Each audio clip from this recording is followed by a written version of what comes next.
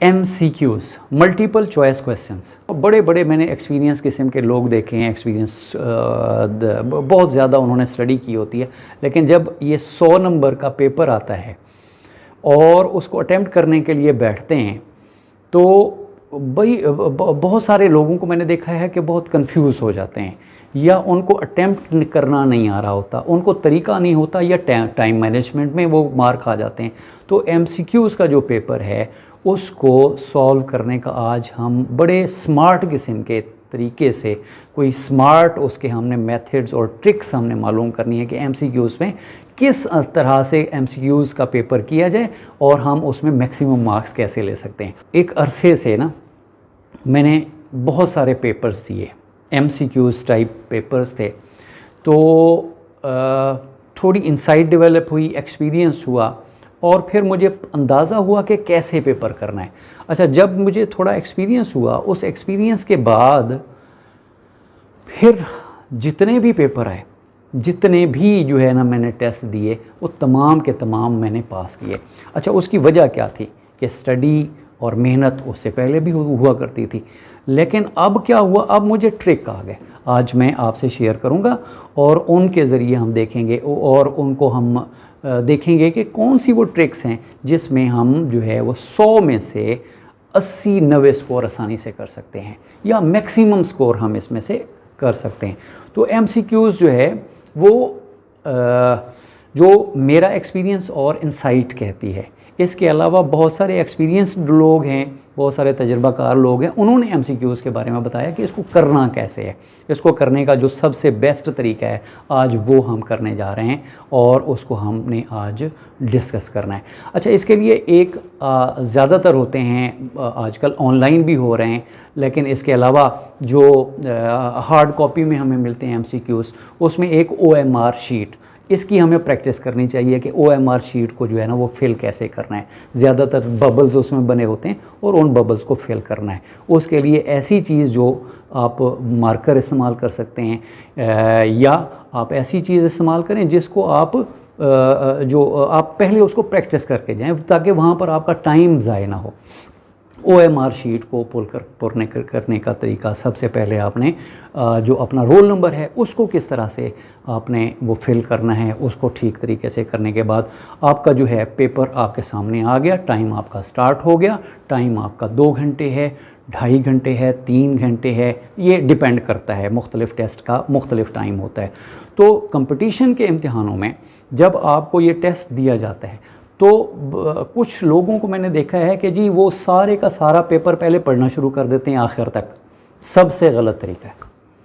आप पेपर को पढ़ना शुरू करें और उसके बाद जो आपको इजी क्वेश्चन लगते हैं सबसे पहले वो अटेम्प्ट करना शुरू कर दें। अमूमन ये देखा गया है कि एग्ज़ामिनर तकरीबन 40 से 50 क्वेश्चन के करीब, वो उनका जो लेवल होता है वो इजी होता है।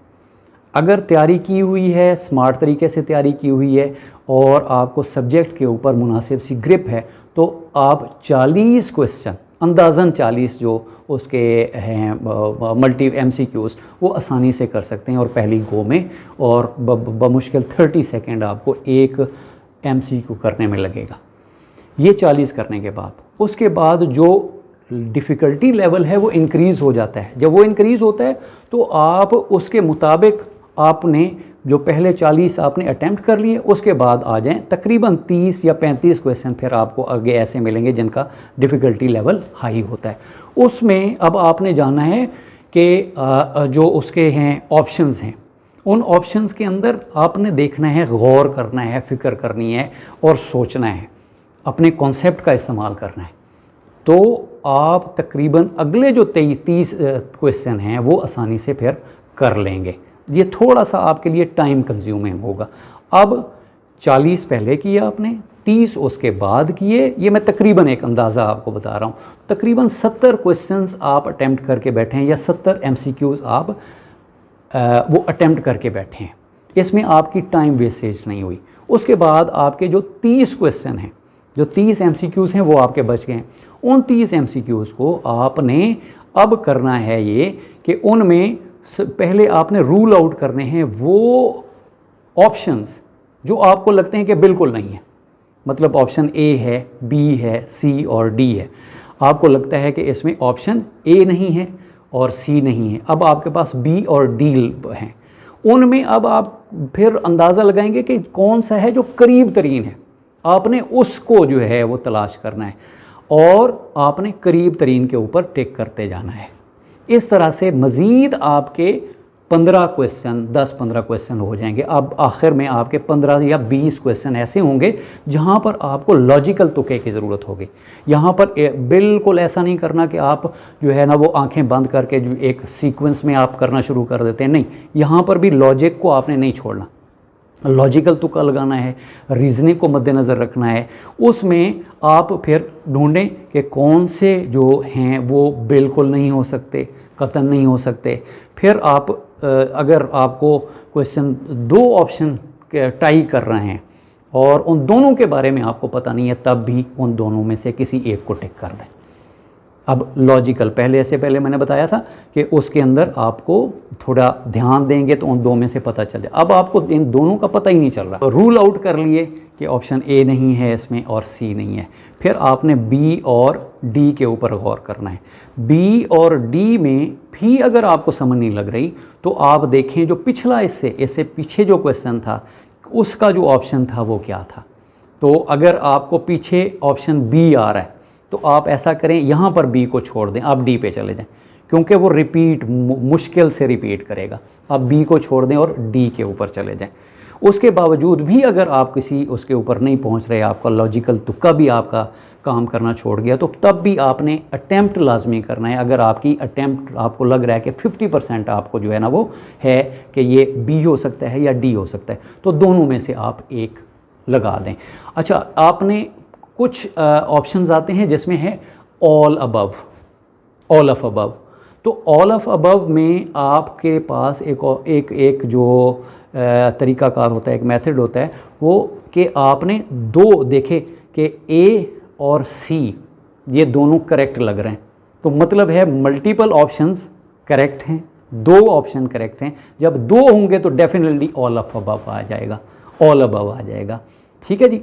और इसी तरह से नन ऑफ देम, अगर आपको लग रहा है कि 2 इसके अंदर ऑप्शन नहीं है, तीसरा हो सकता है और नहीं भी हो सकता, तो अब मेरा जो उसमें मशवरा है कि आप नन ऑफ अबव के ऊपर चले जाएं, क्योंकि आप 50% फार्मूला, और जहाँ पर आपके फिर 5 या 10 ऐसे MCQs बाकी पीछे बच जाएंगे जिनके ऊपर आपको बिल्कुल यकीन होगा कि जी ये बिल्कुल इसके ऊपर मैं कोरा हूँ, मुझे मेरी समझ से बाहर है, मैं ये नहीं कर सकता। आप उन ऑप्शंस को छोड़ दें, उन 5-7 क्वेश्चनों को छोड़ दें। लेकिन अगर तादाद ज़्यादा है तो फिर मैं आपको कहूँगा कि अगर आपका पेपर जो है वो ज़्यादा वो मिस हो रहा है, आपके जो MCQs हैं ज़्यादा मिस हो रहे हैं, तब आपको फिर लॉजिक की तरफ और फिर जो है ना वो जाना चाहिए। फिर आप थोड़ा सा जो है वो लॉजिक या कोई सीक्वेंस सा इस तरह से बना लें कि वहाँ पर आप उसको अटैम्प्ट करें। मैक्सिमम अटैम्प्ट, तकरीबन आपकी जो अटैम्प्ट है वो 90 MCQ से ऊपर होनी चाहिए अगर 100 MCQs का आपका क्वेश्चन पेपर है। तो कंपटीशन के जितने भी इम्तहानात हैं उसके अंदर अगर इसको आप अच्छे तरीके से करते हैं, इसको लॉजिकली करते हैं, तो बिल्कुल आसान होता है कि आप किसी भी पेपर में मैक्सिमम मार्क्स ले सकते हैं। और मेरा जो अंदाज़ा है वो ये है कि आपके 60 से ऊपर जितना ऊपर जाते जाएंगे 60 तक आप क्लियर कर जाते हैं। 60 से ऊपर जैसे जैसे जाते जाएंगे मेरिट में आप ऊपर उतर जाते जाएंगे।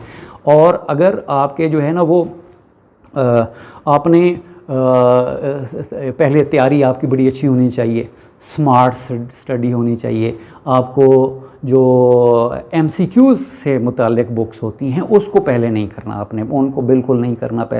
आपने पहले अपने कॉन्सेप्ट बनाने हैं। कॉन्सेप्ट बनाने के बाद जो MCQs वाली बुक्स हैं वहाँ से सिर्फ आपने अपने आप को वो करना है, वहाँ वो सिर्फ प्रैक्टिस के लिए होती हैं, वहाँ से तैयारी नहीं होती। तो MCQs वाली बुक्स से आपने प्रैक्टिस करनी है। इससे पहले जो आपका कंटेंट है उसकी भरपूर तरीके से तैयारी करें।